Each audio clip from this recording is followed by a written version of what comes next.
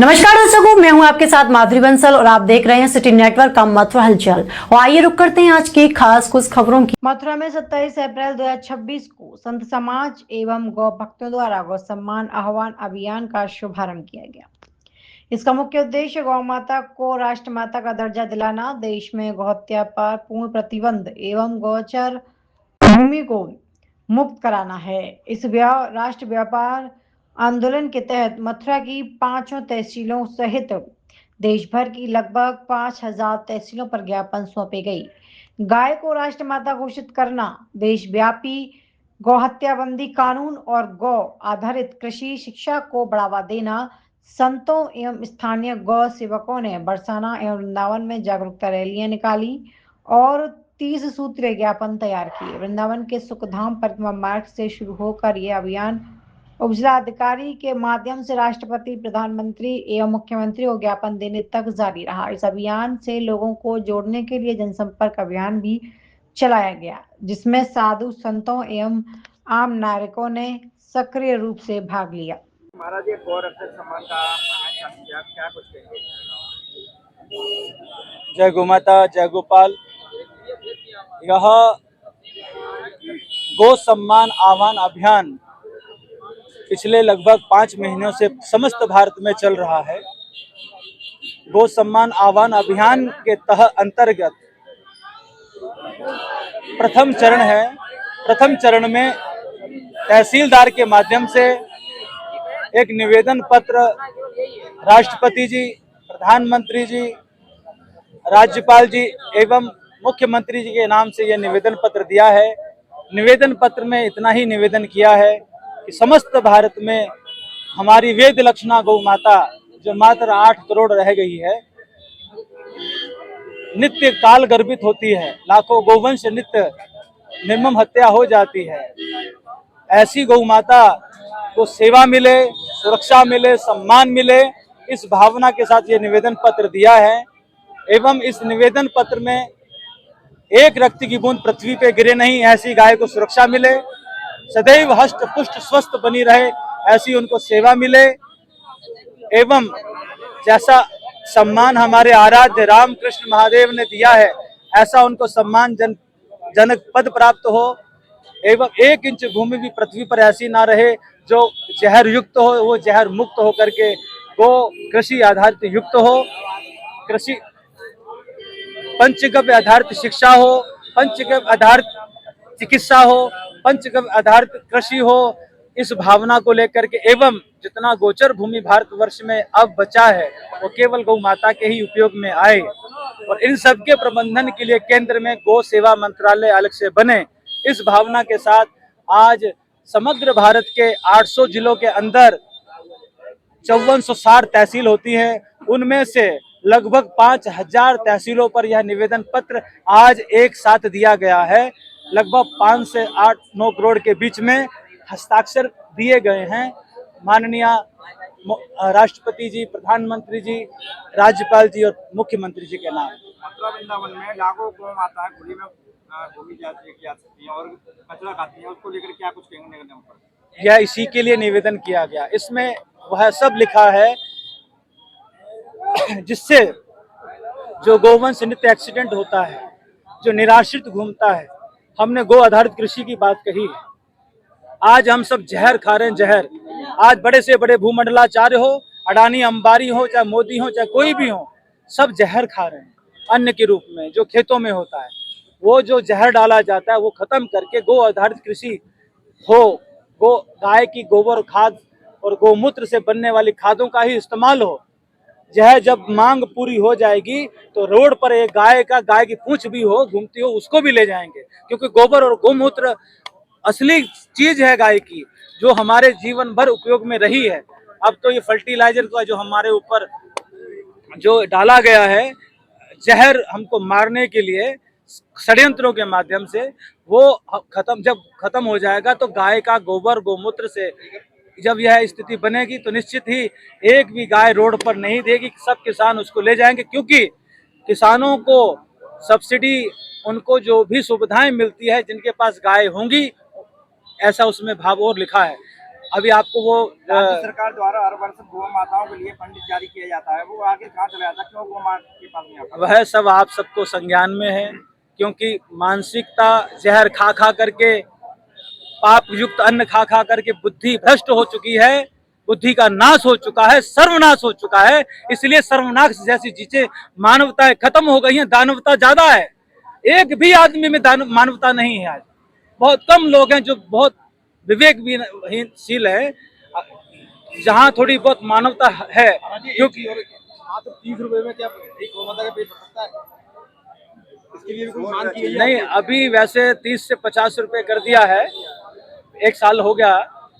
ये इसको थोड़ा सा ज्ञान बढ़ाइए, क्योंकि 50 रुपए कर दिया, लेकिन 50 रुपए भी अगर मिल रहे हैं, अगर 100% वो अगर लग जाए, तब भी गाय 50 से 60% पेट भर सकती है। बाकी क्योंकि यह योजना जब बनी थी उसमें हम भी थे। यह योजना जब बनी थी, महापुरुषों ने उनको कहा था कि इसमें 50% आप दीजिए, 50% आम जन आदमी देंगे। इस भाव को लेकर के ये काम किया गया था। लेकिन वो जो कहा ना कि मानवता खत्म होगी, दानवता माथे चढ़ के बोल रही है। गो हत्या माथे, उसका पाप हम सबको लग रहा है। इसलिए विवेक नहीं है कि गाय का पैसा भी लोग खा जाते हैं, तो उस कारण से ही है।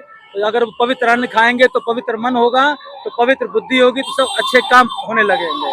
जो वीआईपी आता है मथुरा वृंदावन में घूमने के लिए, जब तो सारी गायें शहर से निकाल के गली गली से घूम के बल्ली जाती है, उसके बाद में निगम कहाँ चले जाता है, गायों को नहीं पकड़ पाता है। ये गाय पॉलीथीन खा रही है। देखिए, हमने आपसे प्रार्थना करें, इस अभियान के अंदर सब समाधान है। यह जो आप कह रहे हैं, अगर यह अभियान भगवत कृपा से सत्ता पक्ष मान लेती है, तो ये जो जितनी भी चीजें आप लोग कह रहे हैं, वर्तमान में जो स्थिति दिखाई दे रही है, वो सब समाप्त हो जाएंगी। समाप्त होने के लिए ही ये घटनाएं हो रही हैं, ये दुर्घटनाएं हो रही हैं। आज 5000 से ज्यादा गोवंश नित्य एक्सीडेंट में मारा जाता है। तो वो जो गोवंश मर रहा है, उस गोवंश के मरने के साथ साथ एक्सीडेंट जो होते हैं, वह सब भी अपना लोग भी मरते हैं। तो ये ना हो, गाय का नुकसान ना हो, व्यक्तियों का नुकसान ना हो, उनके गोबर गोमूत्र का उपयोग हो, गो आधारित कृषि हो, गो आधारित चिकित्सा हो, गो आधारित हमारी कृषि हो। इन भावों को लेकर के प्राणी मात्र के लाभ के लिए ये अभियान है। अभी आपको जब आप पढ़ेंगे, सुनेंगे, देखेंगे, समझेंगे, तो आप सबके भी विवेक बुद्धि में आएगा कि इस अभियान का मकसद क्या है। आपको उसको आप समझने में, पढ़ने के बाद ही आपको अच्छी तरह वो समझ में आएगा। मेरा नाम अभिषेक ठाकुर है, गौरक्षक श्री आज गौ सम्मान अभियान का आयोजन चालू किया गया, क्या कुछ कहेंगे सम्मान को लेकर? पहले तो आपने जो अभी क्वेश्चन किया था, गाय कचड़ा खा रही है, मैं वहां पे आता हूं। पहले गाय कचड़ा खा रही है, तो इसमें ना तो ब्रजवासियों का दोष, ना हम जैसे लोगों का दोष, केवल प्रशासन का दोष। हाँ, केवल अपनी करनी किसी पे भी थोपो, खुद कुछ नहीं करेंगे। खुद एक गाय भी नहीं पाल सकते। एक गाय को अगर सड़कों पर डोल रही है, तो उसको 10 रुपए का, 20 रुपए का, 50 रुपए का गौरक्षक तो बहुत बने फिरते हैं और बहुत भीड़ आ जाती है। मेरा निवेदन है, गौरक्षक बनो, महागौरक्षक बनो और धुआंधार बनो।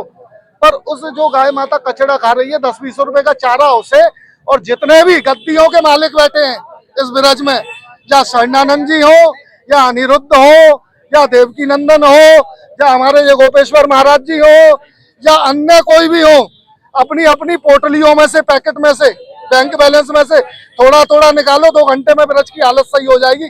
गाय कचड़ा नहीं खाएगी ब्रज में। जैसा कि पूछा जा रहा है कि कुछ दिन पहले हरसा बाबा की हत्या कर दी गई थी गौ सेवा को लेकर, उसमें अभी तक क्या कार्रवाई हो पाई है प्रशासन के जरिए, या गौ सेवक पे आए दिन लाठीचार्ज होती है, उसको लेकर क्या कुछ? गौ सेवकों पे कभी लाठीचार्ज नहीं हुआ प्रशासन से, केवल उनका हुआ है जो गौरक्षकों की आड़ में नेतागिरी चमकाते हैं, कुर्ता फटवाते हैं, प्रशासन को परेशान करते हैं। एसपी सिटी 15 बार हाथ जोड़ता है, तब भी एसपी सिटी को अपने वो समझते हैं जूते की नोक। तो पुलिस क्या करेगी? पीटेगी। अगर मैं पुलिस वाला होता तो शायद एसपी सिटी ने तो कम करा, 1.5 इंच खाल गायब कर देता बॉडी से। और पहले ये बताएं, आज आप गौ सम्मान समारोह का आयोजन कर रहे हैं, गौ माता के लिए आप काफी मेहनत कर रहे हैं, क्या कुछ कहेंगे सम्मान को लेकर? आज पूर्ण सम्मान हुआ गौ माता का, और संपूर्ण मथुरा के जितने भी गौ सेवक, गौ भक्त हैं, गौ रक्षक हैं, आज सबने उत्साहवर्धन बढ़ाया गौ सेवकों का, और सबने संगठित होकर ये दिखाया प्रशासन को कि गौ माता के लिए अब अत्याचार नहीं सहन किया जाएगा। इसका मेन उद्देश्य ये रहा है कि गौ माता का वध हो बंद, क्योंकि बहुत हत्या हो रही है गौ माता की। सबसे पहले भगवान श्री कृष्ण मथुरा में ही पैदा हुए थे और उनने 9 लाख गौ माता का पालन पोषण किया था नंद भवन में, और गौ रक्षा की थी और गौ सेवा की थी। तो मथुरा ही गौ रक्षा की और गौ सेवा की मेन उद्देश्य होना चाहिए मथुरा। तो आज मथुरा ने वो दिखा दिया, गौ सेवकों ने और गौ रक्षकों ने ये दिखा दिया कि मथुरा, हाँ, मथुरा में गौ सेवक हैं, गौ रक्षक है, और गौ माता के लिए आज पूर्ण रूपन ऐसी आवाज उठाई गई है कि शायद आज ऐसा आंदोलन आज से पहले कभी नहीं हुआ था।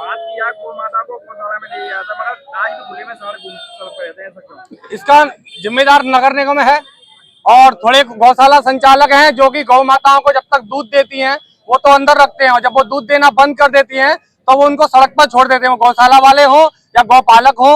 मैं उनसे एक निवेदन करना चाहता हूँ, गौ माता की 4 अवस्था होती है। पहली बचपन की अवस्था, जिस समय वो गौमूत्र देती है, फिर बड़ी होती है गोबर देती है, और बड़ी होती है बच्चा होता है तब दूध देती है। लेकिन आशीर्वाद कब देती है? आशीर्वाद वो जब देती है जब वो बुजुर्ग हो जाती है। जिस अवस्था में वो आशीर्वाद देती है उसी अवस्था में उसको गौपालक बाहर छोड़ देता है। तो गौपालक का कल्याण कैसे होगा? कैसे रोग मुक्त होगा वो? कैसे उसके बच्चे स्वस्थ रहेंगे? अगर गाय को बूढ़ी अवस्था में घर में रख के सेवा करेगा तभी वही अवस्था उसकी आशीर्वाद देने की होती है। मैं सभी गौपालकों से, गौशाला संचालक वालों से एक निवेदन करता हूँ कि गाय की अवस्था जब बुजुर्ग हो जाती है तभी वो आशीर्वाद देती है, उसको सड़क पर ना छोड़े। अगर आशीर्वाद चाहिए, पूरी सेवा तुम विफल कर देते हो गौ माता को रोड पर छोड़ करके। जब वो दूध नहीं देती है तब उसको रोड पर छोड़ते हो, उसको रोड पर छोड़ना बंद कर दोगे, तुम्हारा कल्याण होगा, तुम्हारे बच्चों निरोगी रहेंगे, तुम्हारा पूरा परिवार निरोगी रहेगा। जय गौ माता, जय श्री राम।